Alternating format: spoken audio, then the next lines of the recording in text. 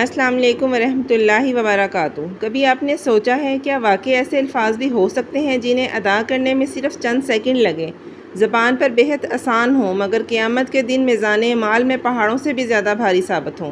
ایسے کلمات جنہیں پڑھ کر دل کو سکون ملے، روح کو روشنی نصیب ہو، اور جنہیں ہمارے محبوب نبی حضرت محمد صلی اللہ علیہ وآلہ وسلم نے رحمان کو محبوب قرار دیا ہو۔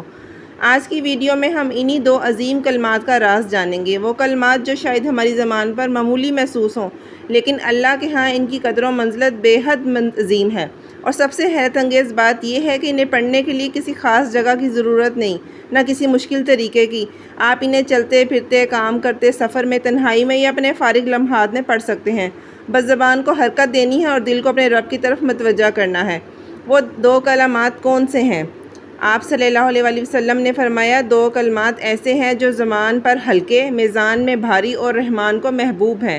وہ کلمات ہیں سبحان اللہ و بحمدہ، سبحان اللہ العظیم، یعنی اللہ پاک ہے اپنی حمد کے ساتھ، اللہ پاک ہے جو عظمت والا ہے۔ یہ حدیث صحیح بخاری اور صحیح مسلم میں مروی ہے۔ ذرا دل پر ہاتھ رکھ کر سوچئے، ہم دنیا کے معمولی فائدوں کے لیے گھنٹوں محنت کرتے ہیں، کبھی دولت کے پیچھے بھاگتے ہیں، کبھی شہرت کے لیے وقت صرف کرتے ہیں، لیکن یہ دو کلمات ادا کرنے میں صرف چند لمحے لگتے ہیں، اور آپ صلی اللہ علیہ وآلہ وسلم نے فرمایا یہ میزان میں بھاری ہیں۔ کیا معلوم یہ چند لمحے قیامت کے دن ہماری نجات کا سبب بن جائیں۔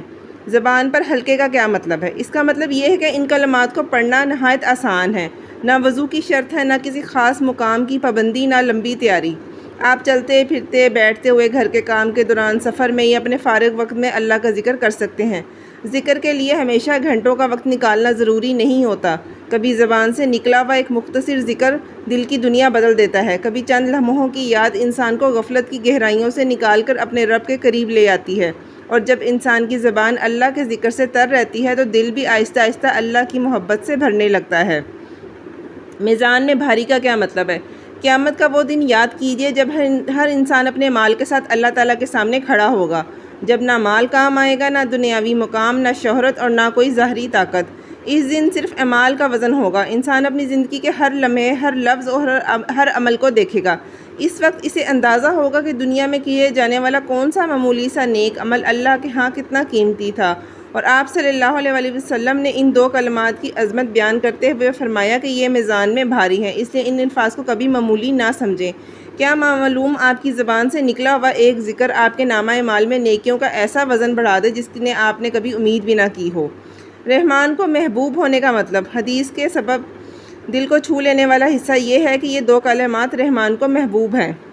ذرا سوچئے، جس رب نے ہمیں عدم و وجود بخشا، جس نے ہمیں سانسیں دیں، صحت دی، گھر دیا، رزق دیا، جس نے ہماری بے شمار خطاؤں کے باوجود ہمیں مہلت دی، اور جس کی طرف ہمیں ایک دن واپس لوٹ کر جانا ہے، اسی رب کو ہمارا یہ ذکر محبوب ہے۔ ہم دنیا میں کسی محبوب شخصیت کی خوشی کے لیے کتنی کوشش کرتے ہیں، تو پھر اس رب کو خوش کرنے کے لیے کیوں نہ اپنی زبان کو اس ذکر سے آباد رکھیں۔ یہ صرف الفاظ نہیں، یہ بندے کی طرف سے اپنے رب کے لیے محبت، شکر اور عاجزی کا اظہار ہے۔ آج سے اپنی زندگی میں ایک نہایت آسان مگر بے حد قیمتی معمول شامل کر سکتے ہیں۔ جب بھی آپ کو چند لمحے ملیں، دل کو دنیا سے ہٹا کر اپنی رب کی طرف متوجہ کریں اور پڑھیں سبحان اللہ و بحمدہ، پھر محبت اور یقین کے ساتھ پڑھیں سبحان اللہ العظیم۔